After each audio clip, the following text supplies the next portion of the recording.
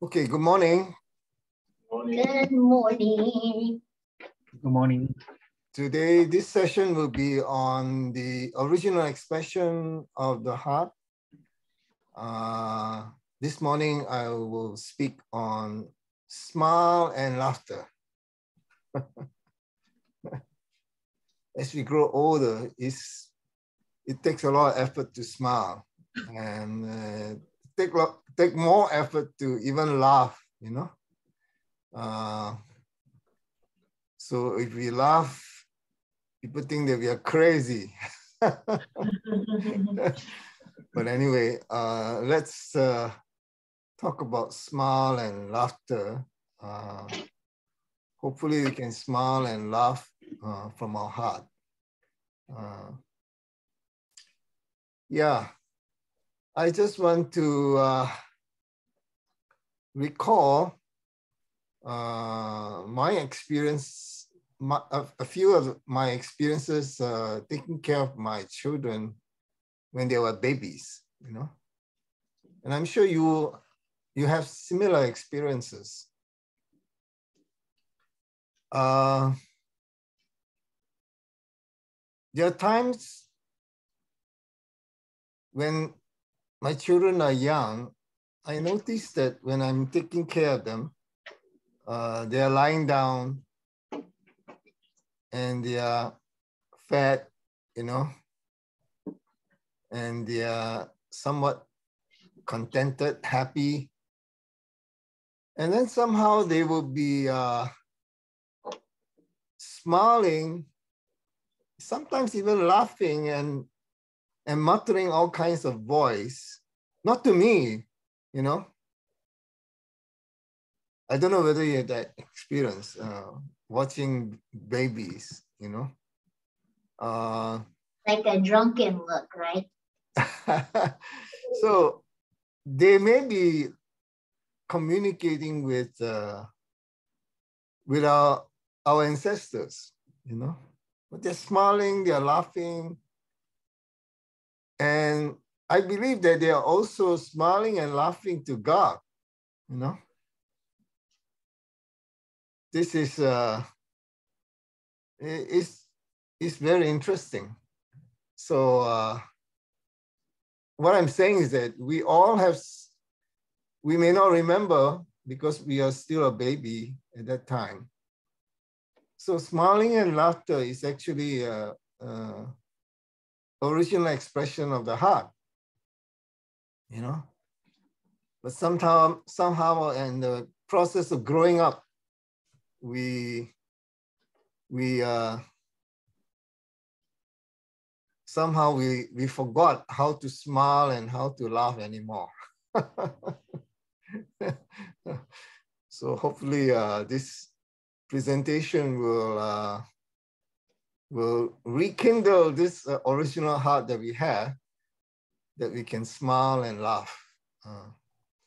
So it's interesting that I don't know whether you recognize whether we are talking about being ashamed or whether we are talking about tears, or whether we are talking about smile and laughter.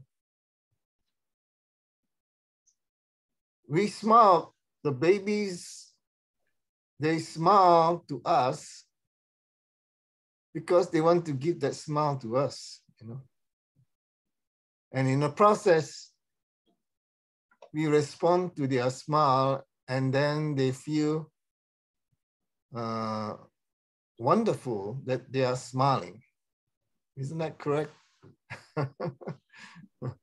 So the original expression of heart is whether it's being ashamed,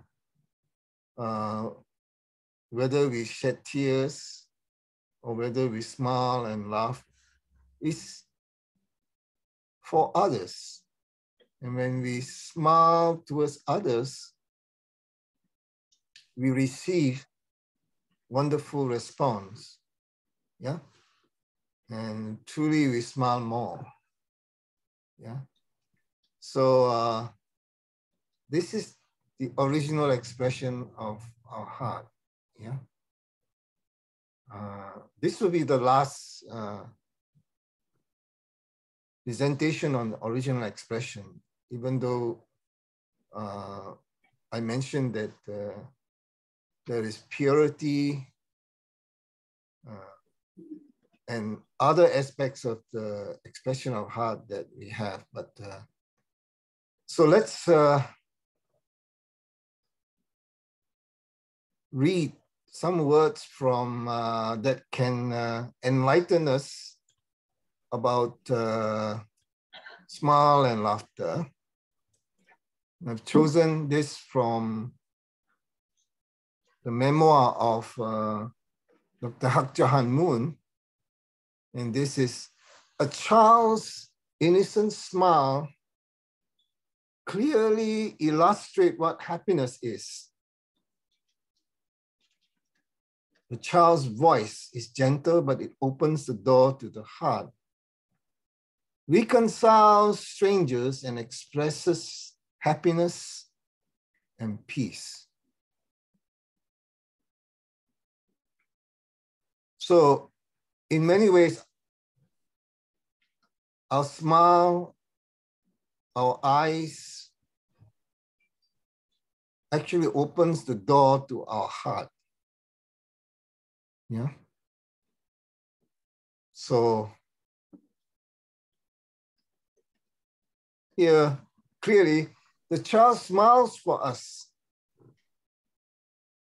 And when we respond, the child smiles more, right? Yeah. So that's a beautiful expression of our heart. So we should always smile, even though we have nothing to smile about, but we smile for others, and it will bring joy and happiness to others and joy and happiness to us. Now let's consider another situation when the mother is giving birth. We all know very well, and guys, I'm sorry, we do not have the experience of giving birth ever. There's no opportunity whatsoever. Some of the men will say, thank God. But the most painful experience that probably women will experience in their life is childbirth, right? So not only the mother experiences the pain, but also the baby that is coming out to the new world is also experiencing pain. And I come from a Buddhist background, and the understanding that Buddhists have about babies being born, because the first thing they do is they cry, right? So Buddhist understanding is that, oh, you see, we are all born to suffer. That's why we cry, right? Well, there is another understanding that we should have. Not that we are born to suffer, that I like to highlight. So whether a mother is beautiful or not so beautiful, when they go through labor pains, their face always show the pain that they're going through, which is, it doesn't matter whether we are beautiful or not, same kind of facial expression, yeah? Okay, the newborn infant cries. Let's talk about the infant first. The newborn infant cries at the top of its lungs because it thinks it is about to die. It's a different understanding altogether, right? Yeah. And as God looks on, though, he can't help breaking into a happy smile. That is, if the mother, after going through all that pain, smiles when she looks at the baby, right? God smiles as well. I'm sure there are very few women, maybe none, that after going through all that pain and seeing the birth of a newborn, will never get angry or hateful or resentful towards that baby, right? The mother will smile, and God smile as well. So it shows that, you know, not that God originally created women to give birth. When they give birth, they have this labor pain. But when the mother goes through these very painful labor pains and still smile at the newborn, that can bring smile to God. What does it speaks very clearly about pain? Of course, this is physical pain. When we go through all the pains and struggles in life, and yet can still smile without anger, without hatred, without any kind of resentment, don't you think you'll bring a smile to God's heart in the same way? From the viewpoint of the new life that has just been born, one world has just disappeared completely. Now the child has to breathe the air of its new world. Yeah, the promise, the hope, yeah, of a new life, a new beginning, brings smile to the heart of the mother, even though after going through all that pain, even the baby went through that pain, you know. Yet the baby cries. I would say it's not they're crying because of the pain, but they cry in jubilation that they have a new life. They enter into the new world. Yeah. A different perspective altogether, that we are born to suffer, right?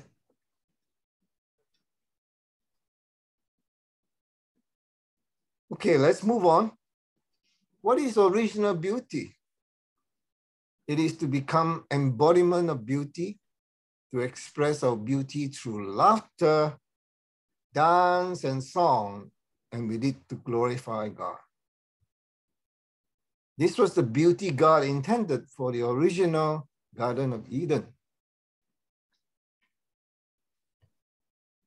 So we don't realize that through our emotions centering on heart, we should express the value of beauty. Many times, we do not have this appreciation in our heart to appreciate the beauty. Somehow we recognize the ugliness, the pain and suffering in life, but we don't recognize so much the beauty, yeah, especially the beauty in others. So when I cannot recognize the beauty in others, and when I cannot recognize the ugliness, and when I recognize the ugliness in others all the time, I said to myself, no matter how ugly everyone is, in terms not only of physical beauty, but in terms of heart, everyone was a baby before. We had a mother, we had a father. Let us hope it is so. And the mother, obviously, we may not have the father, but at least we had the mother, because the mother gave birth to the baby. Yeah. And the mother rejoices because of the baby. So someone hopefully love that baby who has become ugly to us. So if we can feel the heart of our mother, or the mother that gave birth to that person, we can bring that appreciation or the heart of appreciation from that mother, right? So that's how, for me anyway, I can cultivate my heart to appreciate someone who has become a pain and suffering to me. Yeah. So I'm always reminded that the heart that we inherited, even after the fall, is parental heart. We don't have filial heart. We don't have the heart of couple loving one another. You don't have that. Or rather, the first man and woman did not go through that. They were not married with the blessing of God. And so they never had this conjugal heart of love for one another. Yeah. But they inherited somewhat the heart of God. And this is what the archangel said, you become like God. And they wanted to be like God. So they inherited something of, we all do, inherited something of God that is parental. And I already mentioned to you, that's why God said that is if the mother loves the baby more than the husband, this is okay because that's the heart of parental heart, yeah. So in this sense, we should allow our parental heart to bring about that love, bring about that appreciation that we do not have. So we can smile, we can laugh, yeah? We can laugh. So if we can appreciate the beauty, yeah, we can express that beauty through laughter, dance, and song. I go to the wetlands, Clark wetlands here. I recommend that you visit the Clark wetlands. I'm staying very near, about 10 minutes away by car. And I met an older couple. I've met them a number of times now. And every time I see them, they are with a camera. So yesterday they were together and they were taking shots of rabbits, small rabbits. And while they were filming, I stopped because I do not want the rabbits to run away, And yeah, as this couple grow older, they spend their time appreciating cute bunnies, rabbits, because from that, they can feel the beauty of all the creation, isn't it? Yeah. And the wetlands, I see. So I asked the older gentleman, I said, are you doing this because you're a professional or is it hobby? He said, oh, no, I'm just hobby, But what a hobby to have, to appreciate, creation. Appreciate cute things in creation.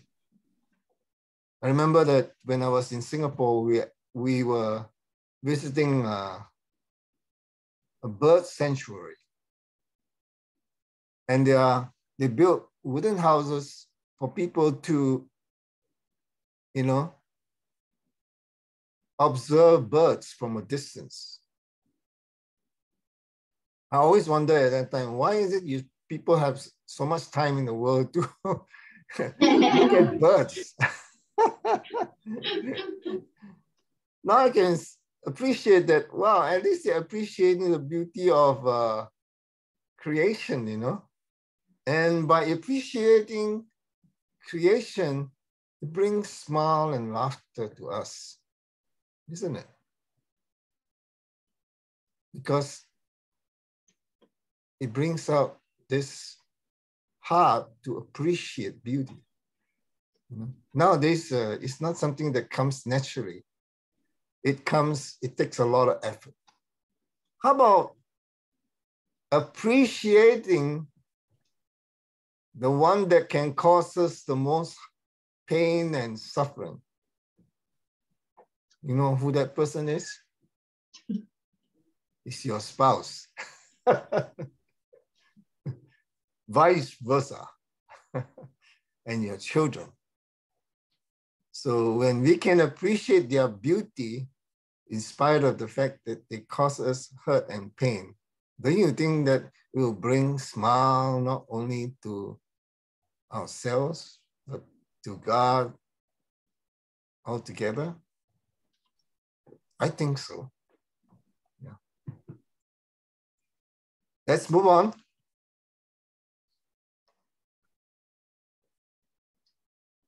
When your mind and body becomes united and you reach the point where you open the gate of love, your mind will resonate with the universe. Then you can become a writer or a poet. In that state, you open to relate to everything in all its dimension. Then even watching a fallen leaf tossed by the wind will bring you to laughter.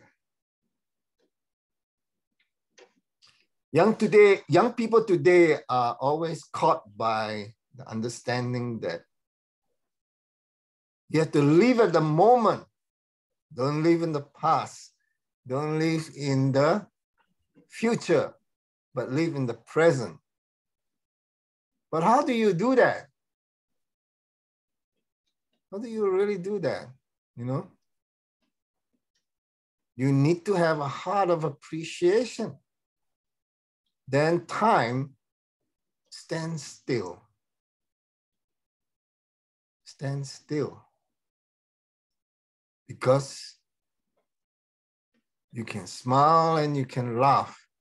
At that time, you are united with our heavenly heart. United with Heavenly Parent. Then moments are just amazing, right? We can appreciate every moment of our life. Even as simple as the leaf dropping to the ground, or the moving of the leaves by the wind. As simple as that. No animation, no video, no music, because we can hear the music of the spheres, they said, Because if you have ears to listen, there's music even in quietness. The quietness of our mind, we can feel the music. Yeah. So as much as we understand that God is a God of pain and suffering and agony, we also must know that God was a heavenly parent before his children disobeyed him. So heavenly parent was all smile and laughter at the time when Adam and Eve were born, at the time when they were being raised. right through the teenage years. So this is what is described by our true parents, who God is. God also likes jokes very much. American likes to joke, right? They like to joke at others, but they don't just joke. But jokes are funny because God likes humor. Who do you think the great king of humor is? It is God. He has a good sense of humor because he's all-knowing and all-powerful. Who is the great king who can make others roll around laughing, laugh until they burst and fall over? It is God. I'm saying that this great king is God. So when we smile and laugh, in spite of all the pain and suffering that we go through in life, we bring smile and laughter to God. If not to our spouse, if not to our children, but at least we know that someone can feel your smile and laughter.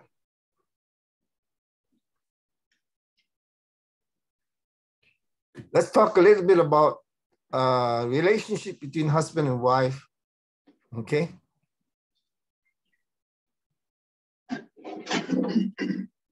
There is a saying that a fight between husband and wife is like cutting water with a knife. When you cut water with a knife, does it leave a trace? It does not. We all know that husband and wife fights all the time. Not all the times, most of the time. But even after fighting, once a couple puts their forehead together and smile, what happens? Peace returns.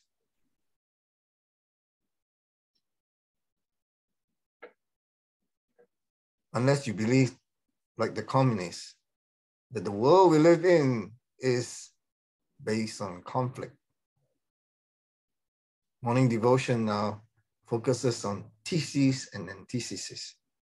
But even in a communist country like China, when they hosted the Olympics, you know what is the character, the huge character that, you know, that they use to illustrate the spirit of the Olympics is the word harmony.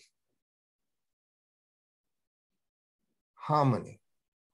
Even the communists cannot deny that this is the very basis of the Chinese traditional culture. Harmony, not conflict. You would think that communists would put up the word conflict, but tradition, Chinese culture, Asian culture, harmony.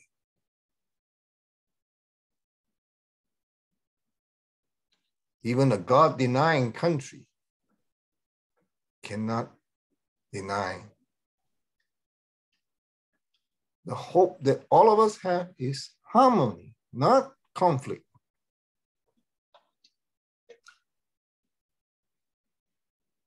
A woman's smile is the flower of the family. In order to establish a harmonious family, the woman should be a first-class actress of both comedy and tragedy. She should completely captivate her husband all the time, whether he is joyful or sad.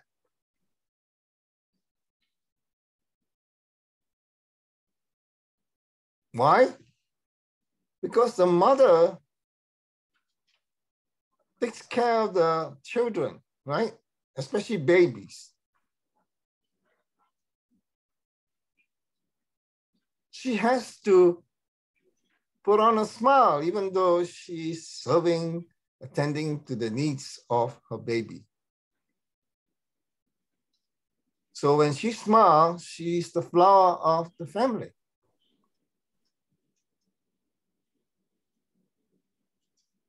So we should smile. And this last verse indicates very clearly that if we learn to smile when we are in pain and suffering,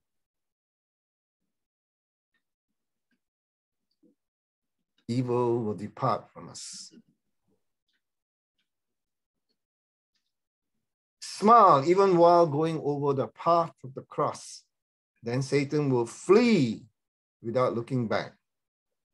When you become such a person, we can conclude that restoration has been completed. So if you have nothing to smile about, just smile.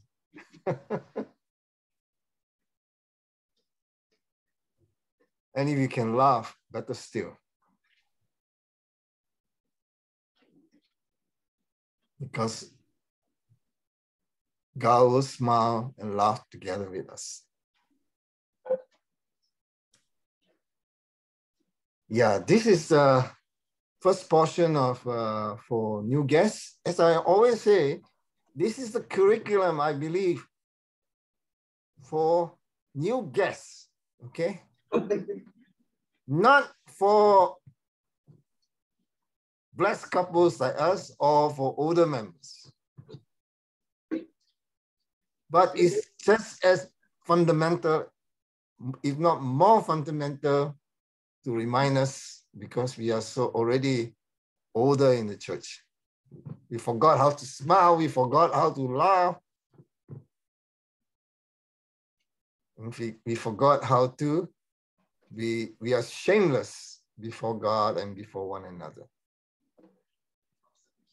So let's be reminded that Jesus said to Peter, "Tend my sheep." He may have committed all kinds of terrible sin, but just tend my sheep, everything will be forgotten. God will forgive us. So this is the fundamental principle. Yeah. When we smile at others, when the person really doesn't deserve our smile, we bring smile and laughter to God and to us. Okay, let's open to Q&A and comments.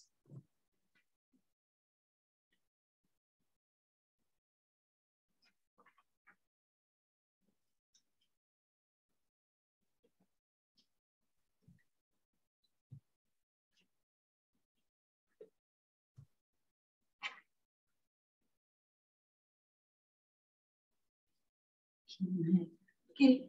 Okay. Closer to the Okay. laptop. There's one thing I always remember when Engineer was giving a sermon. She said that she was talking about her children being trained by Russian, pianists, and they went on to win the first prize.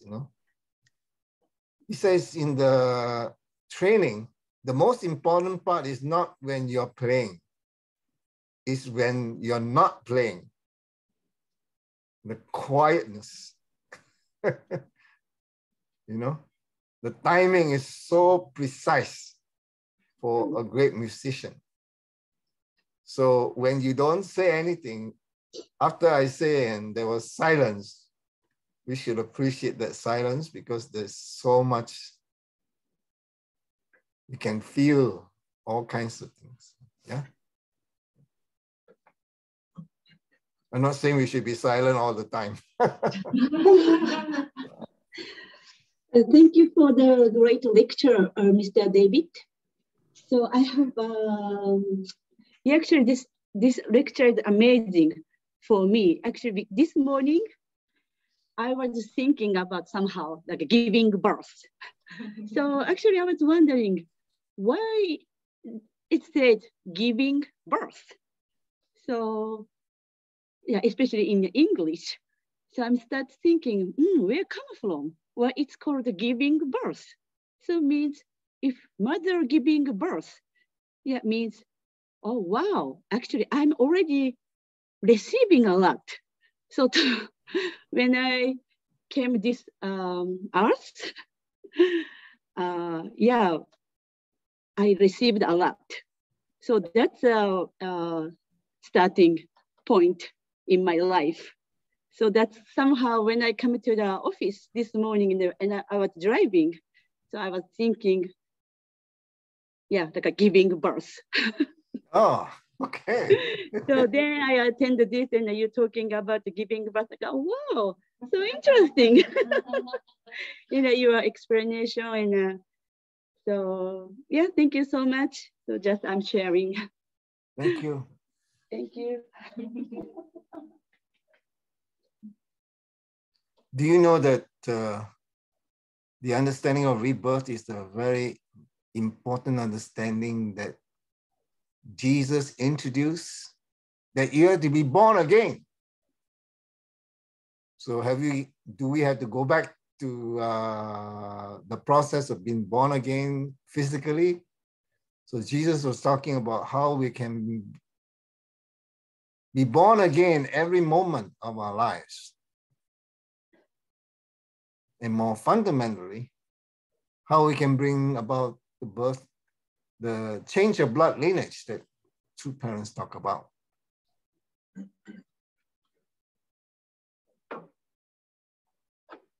you want to expand on that?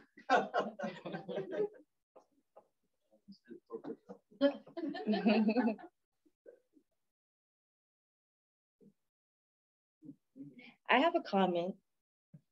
Mm-hmm. So I really appreciate this lecture. When you were giving this lecture, I kept thinking about just my life of faith, and even with my husband and everything, just everything.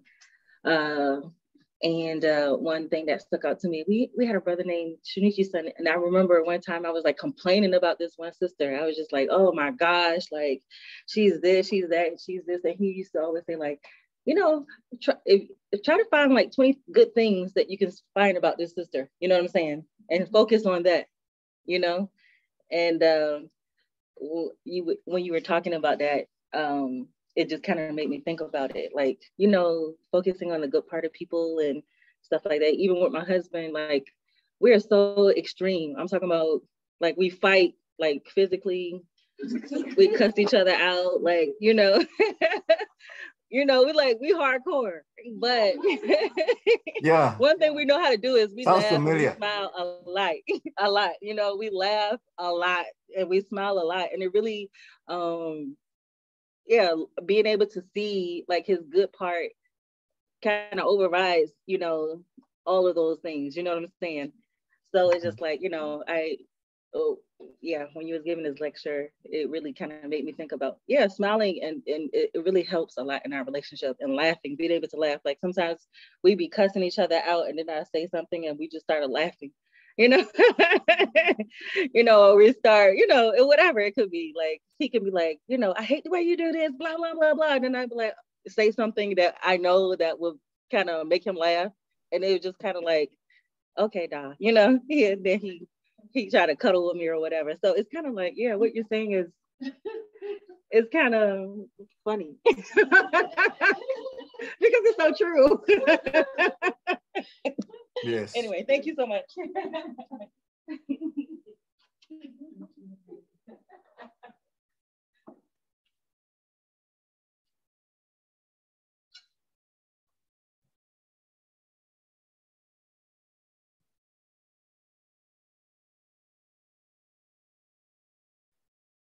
I'm reminded of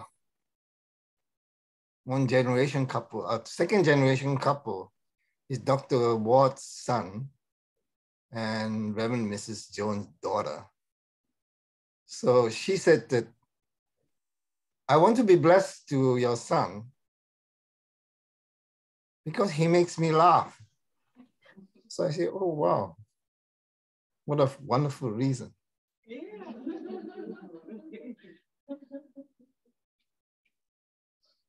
Of course, my negative mind always says that, I hope he will continue to make you laugh throughout your life.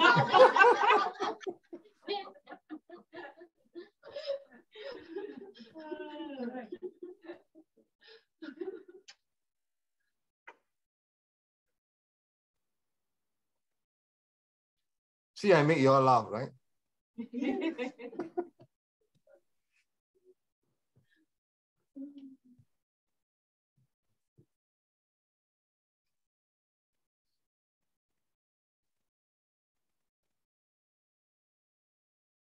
Father also say, you make someone, if you really laugh, tears will come out. So a little bit of tears came out just now.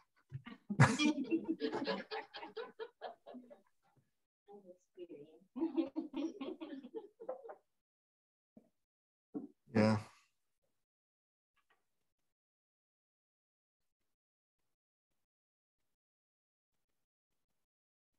Anyone else?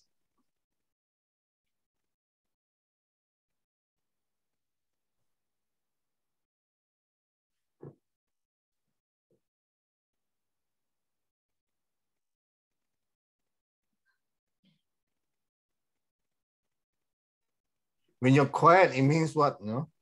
You're trying to steal your intellect and trying to wake up your heart.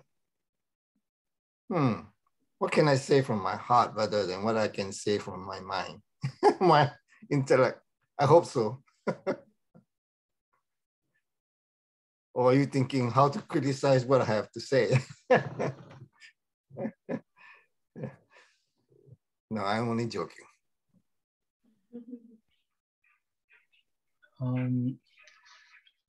When you're giving the, talking about the childbirth, giving birth, the moms. My first child was born at home because my wife wanted a home birth. So the home birth that I went through with her, according to the midwife, was the longest labor in her career. Wow. Because from the moment that she got the contraction and all of that, which the midwife said, oh, that's close, to the time that my firstborn daughter came out, was a week. My goodness. And the time that she came over, usually midwives don't go until the very last moment. And she's a very experienced midwife, very good midwife.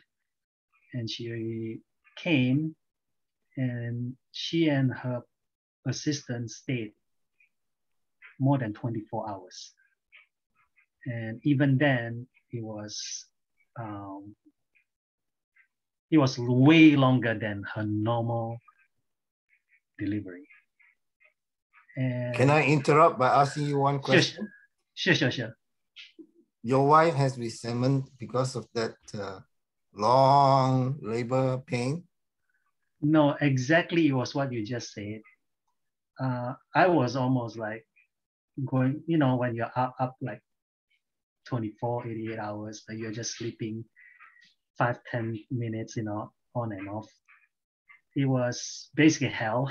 So you have resentment. Your wife didn't have. No. I didn't have resentment, but I you don't have. Okay, great. I don't have the resentment, but I when you say like I think was that True Father's word, right? It says like when you see your wife's face so grotesque expression and anyway, we were in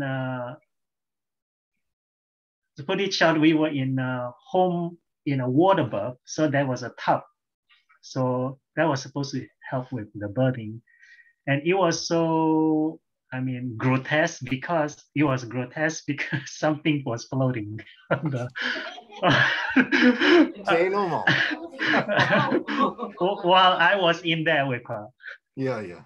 And my wife's mom was helping, and she had to scoop it up of the floating tub. Anyway, what I'm trying to say is that when it was a rough birth, but it was when the baby came out, and I saw my wife, when the baby came out, the first thing she smiled after all of that. And when she smiled, then she also, tears came too. Wow. Literally, yeah. So it was a mixture of I don't know the word. It's like joy, relief, happiness, and like the word like a new world has begun. So when I witnessed that and saw that, I felt this was like God giving that process. I don't know how to describe it. It was, I don't know. That time I felt like, oh, I can die then after that.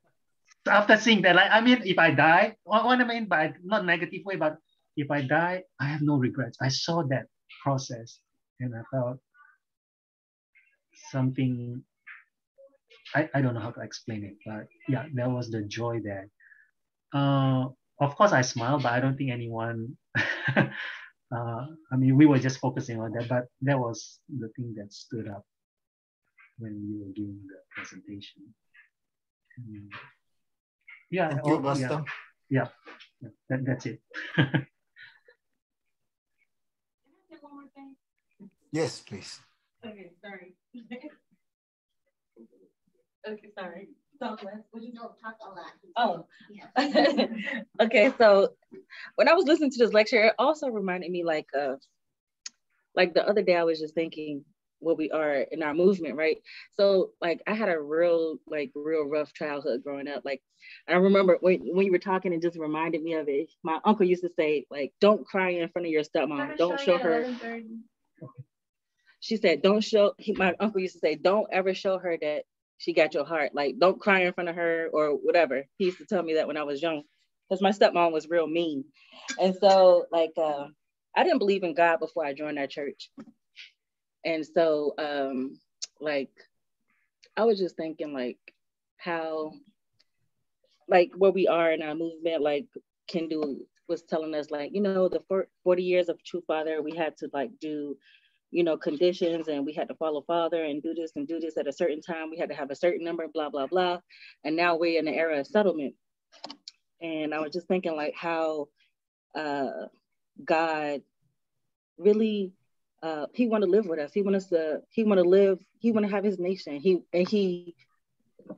want me to be in his nation. He want to live with me, you know, when, you know, in God's nation, you know, in Chunga.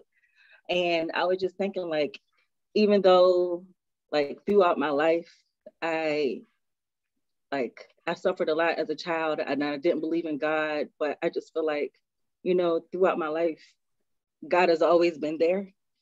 You know what I'm saying? I feel like the same thing is a like kind of like rebirth. Like I think about, like, if it wasn't for Mr. Fujita and Kuniko, my spiritual mom is here today. But I remember when I came to like Las Vegas, and everybody was saying, find God, find God, find God. Like everybody, the bus driver, I found a prayer book on the ground. A psychic came up to me. She was just like, you know, if you don't find God, Satan is going to dominate you. That was like the first time I ever prayed in my life. You know, it's like, I remember my prayer. I said, God, I don't know who you are. I don't know what you want me to do. But if you tell me what you want me to do, I'll do it. And then I swear, a few days later, Kuniko came up to me and she invited me to the office. And like, you know, our life of faith is like a struggle. We try to understand. I really wanted to know, is God real? Like, is this real? You know what I'm saying? Like, I couldn't, you know, after everything I've been through, like, I used to think when I was a child, like, why would God give me this life? You know what I'm saying? Like, why do God make people suffer? Like, what did I do to deserve to live like this? You know, that's how I used to think when I was young. And then, like, as I look back at my life and see where I am today, like, God really, you know, that's not what God didn't want that for me, but God wanted me to live together with him. And through like everything that I've been through, like, I think about like the Japanese sisters and like how just this foundation, how if it wasn't for that, that's like God's love. God just saying, like, I want you to be able to live in love. I want you to be able to live in, you know, beauty. I want you to understand my heart. I want you to understand, you know, my will and my desire for you. It's never for you to live like that, but it's for you to, you know, be my daughter. Like, you know what I'm saying? So it's just like when you were talking to it kind of like really, that's kind of like rebirth to me, you know, kind of like being born, being able to like, you know, look at myself and say, I am a child, even though I come from this dark past, even though I have all these sins, even though I have all these things. If it wasn't for true Father, I wouldn't even be able to come before God. And if I didn't know, if it wasn't for them, like their heart, I wouldn't know this. I wouldn't have this experience. I wouldn't be able to receive the blessing. I wouldn't even know about fallen nature. I wouldn't know about, you know, I wouldn't even have the mind to like say, I need to change this about myself because it doesn't resemble God. You know what I'm saying? So, or even Chunga Good, the concept of the to establish the kingdom of heaven on earth is just never would have came to my mind. You know what I'm saying? But to have those concepts, to have these ideas, and to have a community who really want to go there, who really want to do that, you know, is very powerful to me. And I think when you was talking about this, it kind of reminded me of that, like, you know, that's kind of like you in the womb, you coming out like a baby. You don't know, you know what I'm saying? So I just it kind of made me think of that. Like I've never given birth or anything like that, but just that to me, I just really felt that kind of resemblance. I don't know how to say it, but anyway, I just wanted to share that. Thank you.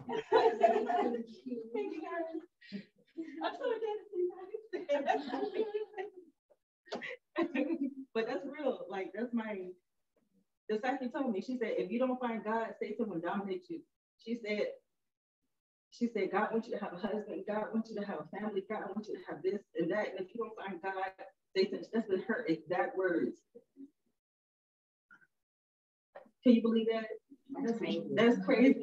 Like I had no concept of God. I grew up in church.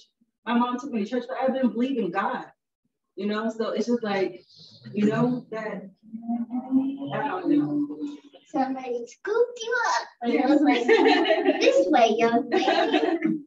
So it's just remarkable how, because of two parents, how people just move from a different country to tell me that just say I want to build God's kingdom with you. Like I want you to be in my family. Like Mr. Preacher, I remember when we was like at the Huntington, he used to always say, I want to live with two parents. I want to be in this. I remember he said one time, I want to live in this. I want to be in the same bed. Wiggle around like a kid, like a baby. I was so like, wow, that's amazing for him to even think like that. But that was just beautiful to me. You know what I'm saying? So I just like just to have this experience and to be in this type of community is just truly crazy, in an amazing way. You know. I just want to add that if we really have a corrupted heart and if we have deep-seated resentment in our heart, Jesus have pioneered a way so that we can gain victory over our resentment. So that's the next series that I'll be talking about. Unfortunately, it's not sweet medicine. I think whether it's in the East or West, we all know that bitter medicine works. Yeah. Put in another way is that to deal with the pain and the resentment in our heart, unfortunately, we have to go through a little bit pain, a little bit bitter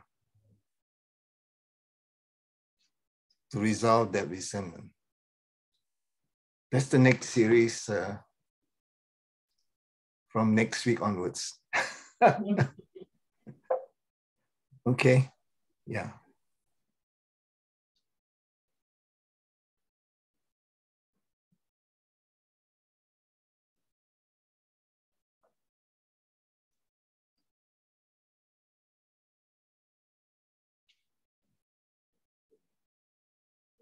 Anybody Did I bring the gloom and doom again? No, I'm soaking it all up like a little baby. I'm happy. Okay. Yeah, I thought it was beautifully said. I want to go back to the Hundoke material later to look at it more. But yeah, it was very beautiful. And just a side note, I noticed one of the speeches was on my birthday, so I have to look at that one. And I actually really like the words in that one. So yeah, I feel like God was talking to me.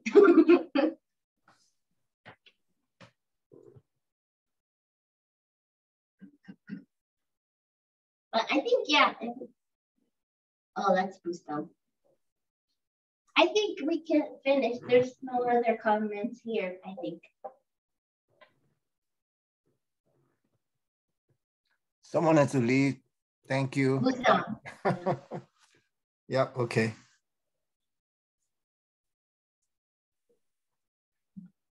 So I guess, shall we end our session? Yeah, we can. Yeah, okay. So come back again next Thursday, and yeah, I can only say that I'm able to put a smile and laughter in my heart because I learned restoration of heart from Jesus and from true parents. So don't be afraid. Fear always causes us to withdraw. It's not so bad. If you can go through life as you had, the next series will heal our past, our resentment, and even our current situation. We can bring God back into our lives. Yeah. But on that note, thank you very much. Thank you. Thank you. Thank you.